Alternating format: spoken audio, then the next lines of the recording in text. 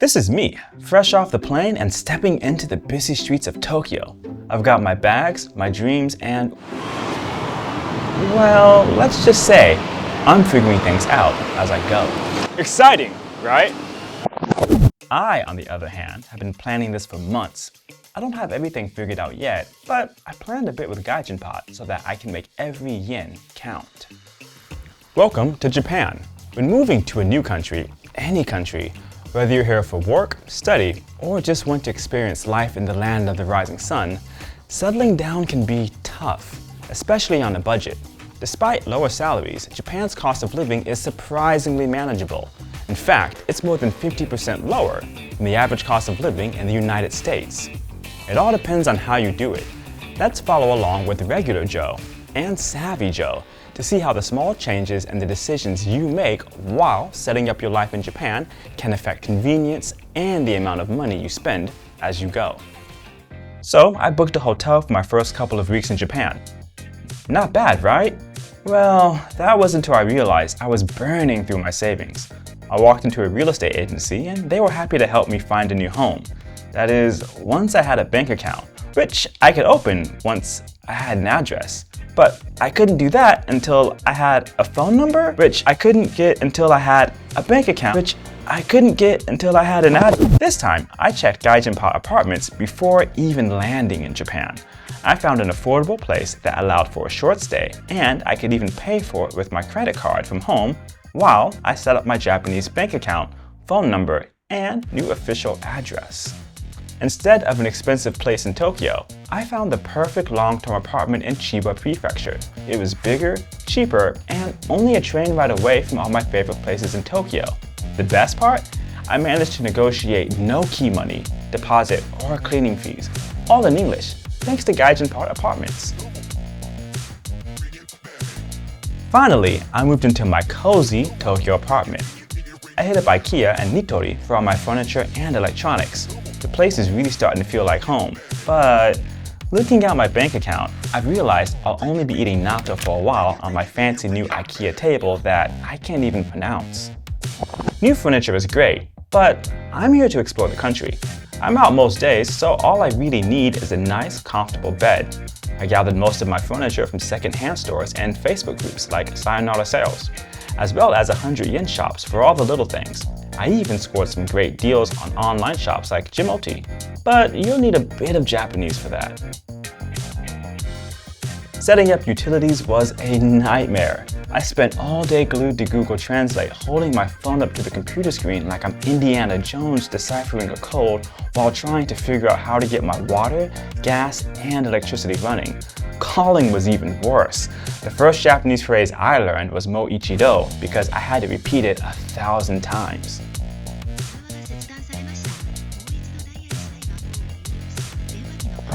I just found an English-speaking agent like Hinato to set up the utilities for me. Oh, and did you know combining your gas and electricity bills can save you money? Now that I've managed to pay off all my furniture, I've started splurging on good food. I just go to Japanese supermarkets in Tokyo like Kinokuni International, Seijo Ishii, and National Azabu. The square watermelons really do taste better than what I can get at home, but the groceries here aren't as cheap as I thought. But hey, I'm in Japan, so it's worth it, right? I scouted out my neighborhood for different supermarkets to find the most affordable choice for me. Gyomu Supermarket, Hanamasa, and local Yaoya are budget gold mines. And those late-date sales are a lifesaver. Hit practically any supermarket around closing and you'll typically save 30% or more on pre-made foods and various perishable ingredients. It's finally time to hit the town and meet the locals because only talking to my IKEA furniture is starting to get lonely. I joined the most exclusive gym I could find, paid for some expensive one-on-one Japanese classes, and started hitting the best clubs in Roppongi to make friends. Now, I'm broke again, but it's worth it because I'm in Tokyo, right? Right? I'm also going to go out, have fun, and do stuff I enjoy too. But there are cheaper ways to meet people and stay active in Japan, especially in the big cities. I'm going to first check out the local city hall to see what free activities they offer. They usually have free Japanese lessons, run clubs, municipal sports centers, you name it. I can still go out on the weekends too, but not everything needs to be a premium to be enjoyable. The transportation cost of getting around Japan is really adding up, but I guess I can't avoid it if I want to see more of the country.